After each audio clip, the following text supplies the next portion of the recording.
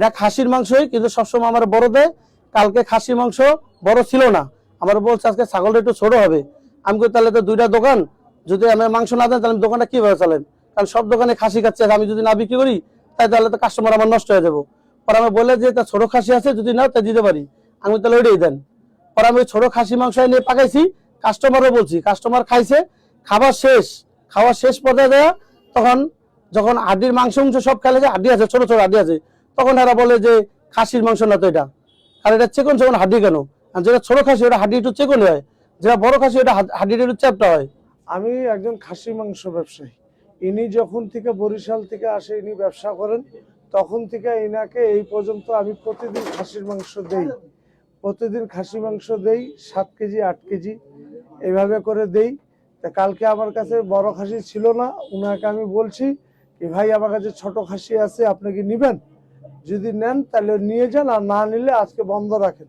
তো উনি বললো আমার 2টা দোকান, খাসির মাংস না হলে আমার কাস্টমার মনে করেন কি নষ্ট হবে, তা আপনি আমাকে যতটুকু হয় কাটে দেন।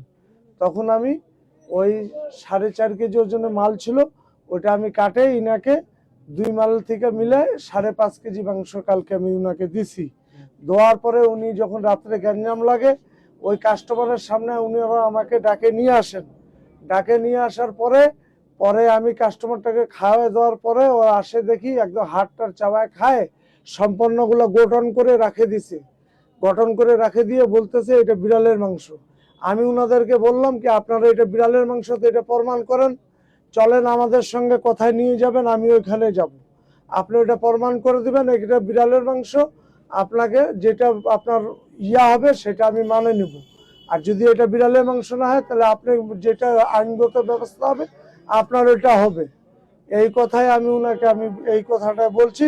পরে উনারা না পারে, তখন বলতেছে আচ্ছা ঠিক আছে আমাদের ভুল হয়ে গেছে, আমরা ক্ষমা প্রার্থী, আমরা চলে গেলাম। এইভাবে যায়, তখন এই যে আমাদের ছবি উঠায় নিয়ে দোকানের সহ এটা সব জায়গায় ছাড়ে দিছে। 7 বছর ধরে ব্যবসা করতে আছি, কোনো সমস্যা হয় নাই কোনোদিনও। আর এখন এরকম লোকজন এরকম করতে আছে, সমস্যা করতে আছে। পরে ওরা চলে গেছে, যাওয়ার পরে ওরা এরকম ফেসবুকে, এরপরে ইউটিউবে, এরপরে টিভি চ্যানেলে এগুলা ছাইড়া দিচ্ছে, ছাইড়া আমাকে ব্যবসার ক্ষতি করতে চাইতে আছে।